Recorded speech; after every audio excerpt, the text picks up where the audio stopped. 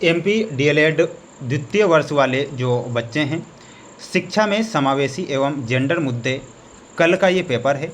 आप सभी स्टूडेंट्स ध्यान दें। 8 जून का अगर पेपर आपको पूरा याद करना है और पूरे अंक प्राप्त करना है तो आप इन क्वेश्चन को ज़रूर याद करें। माय डियर फ्रेंड्स, मेरे द्वारा जो प्रश्न पत्र आपको बताया जा रहा है आपकी परीक्षा में 100% पूछे जाएंगे, इसलिए आप इन प्रश्नों को पूरा देखें और अच्छे से याद करें, जिससे कि आप परीक्षा में अच्छे नंबर प्राप्त कर सकें। मेरा प्रयास है आपके लिए, ये छोटा सा मेरा प्रयास है। आप सभी मेरे प्यारे भैया बहन वीडियो को लाइक का, चैनल को सब्सक्राइब जरूर करके रखिएगा। और सभी विषय के जो पेपर मेरे द्वारा बताए जा रहे हैं वो 100% परीक्षाओं में छप रहे हैं, क्योंकि मेरे द्वारा 4 सेट पेपर बताए जाते हैं और चारों सेट पेपर मैंने चैनल पर अपलोड किए हैं। ये तीसरे नंबर का सेट पेपर था जो कि मैं अब यहाँ पर बताऊँगा।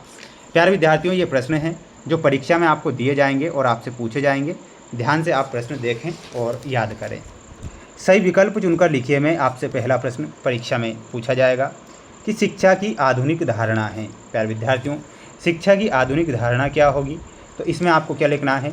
समावेशी शिक्षा जो होती है, शिक्षा की आधुनिक धारणा होती है। यहाँ पर आपको समावेशी शिक्षा ध्यान रखना है। गणितीय विकलांगता का कारण है, तो गणितीय विकलांगता का कारण क्या होगा?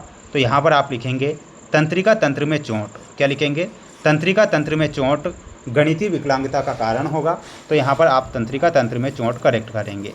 सभी स्टूडेंट्स वीडियो को लाइक कर चैनल को सब्सक्राइब जरूर करें। प्यारे विद्यार्थियों, ये सिर्फ मैं आपके लिए मेहनत कर रहा हूँ, है ना, और बाकी ईश्वर की इच्छा है ना।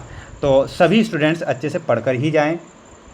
शैक्षिक लब्धि का सूत्र क्या होता है? तो इसका सूत्र होता है शैक्षिक आयु बटे वास्तविक आयु मल्टीप्लाई 100। ठीक है, ये करेक्ट आप कर दीजिएगा। पुरुषत्व का नकारात्मक पक्ष क्या होता है? तो पुरुषत्व का जो नकारात्मक पक्ष होता है वो नारी स्वतंत्रता का अभाव पुरुषत्व का नकारात्मक पक्ष होता है। तो यहाँ पर लिखना है नारी स्वतंत्रता का अभाव। बढ़ेंगे हमारे अगले प्रश्न की ओर। समूह भावना का विकास तीव्र गति से होता है। तो समूह भावना का विकास तीव्र गति से कहाँ पर होता है? तो वह विद्यालय में होता है। ध्यान रखना है आपको, विद्यालय जो होगा आपका सही आंसर होगा। विद्यालय आप करेक्ट करेंगे। बढ़ेंगे हमारे अगले प्रश्न की ओर। अगला प्रश्न देखिएगा, ये आपका अगला क्वेश्चन है जिसमें आपको प्रश्न दिए गए हैं रिक्त स्थानों की पूर्ति कीजिए वाले। प्रश्न कहता है आपसे दिए गए शब्दों में से सही उत्तर चुनकर रिक्त स्थानों की पूर्ति कीजिए। पहला प्रश्न रहेगा आपका, ध्यान से देखेंगे आप। बालक मौखिक संचार में भिन्न बालक है। तो यहाँ पर आपको क्या लिखना है? वाक क्षतियुक्त। ठीक है, तो यहाँ पर आपका जो सही आंसर हो जाएगा ऑप्शन नंबर 3 में जो आंसर दिया गया है वो आप मिलाएंगे। समावेशी पाठ्यक्रम की विशेषता है। तो इसमें विविधता जो होती है, क्या होती है? विविधता। तो यहाँ पर आप ऑप्शन नंबर 5 लिख कर आएंगे, है ना। ये यहाँ पर दिए गए हैं आंसर। पठन अयोग्यता का कारण है तो श्रवण दोष। तो यहाँ पर ऑप्शन नंबर 1 में आंसर दिया गया है, ये आप देख सकते हैं। श्रवण दोष पठन अयोग्यता का कारण होता है। तो यहाँ पर आप श्रवण दोष लिखेंगे। मंद बुद्धि बालकों की बुद्धि लब्धि से कम होती है। तो वो 70 से कम होती है।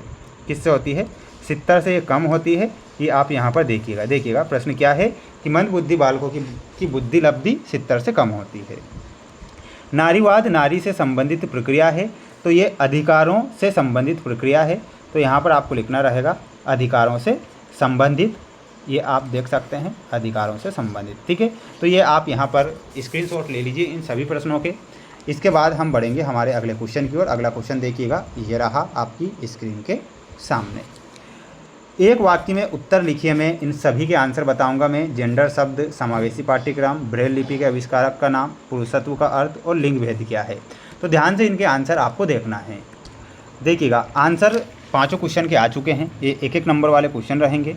जेंडर शब्द का अर्थ बताइए। तो जेंडर शब्द का अर्थ क्या होता है? जेंडर का अर्थ उन सामाजिक और सांस्कृतिक विशेषताओं से है जो समाज में स्त्री और पुरुष के लिए निर्धारित की जाती है। तो इतना आपको यहाँ से स्क्रीनशॉट ले लेना है।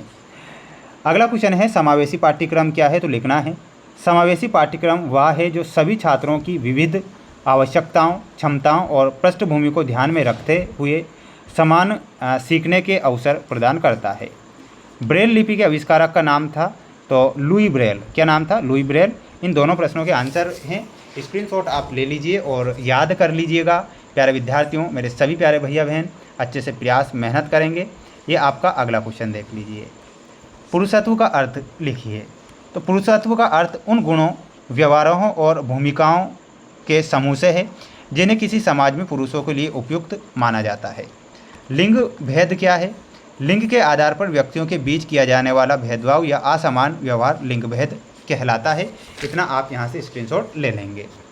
अब हम बढ़ेंगे हमारे अगले प्रश्न की ओर। मेरे सभी प्यारे भैया बहनों से मेरा इतना ज़रूर कहना है कि आपके लिए प्रयास और मेहनत में लगातार इसलिए कर रहा हूँ जिससे आपकी परीक्षा में हेल्प हो सके। आपसे मेरा बस इतना कहना है कि आप चैनल को सब्सक्राइब जरूर करें। देखिएगा, विशिष्ट बालकों की कोई एक परिभाषा में बताऊँगा, मनोसामाजिक रूप से भिन्न बालकों के प्रकार बताऊँगा, विशिष्ट बालकों की कोई 2 विशेषता बताऊँगा। तो ध्यान से इनके आंसर आपको देखना है। देखिएगा, प्रश्न हमारा था कि विशिष्ट बालक की कोई एक परिभाषा लिखिए।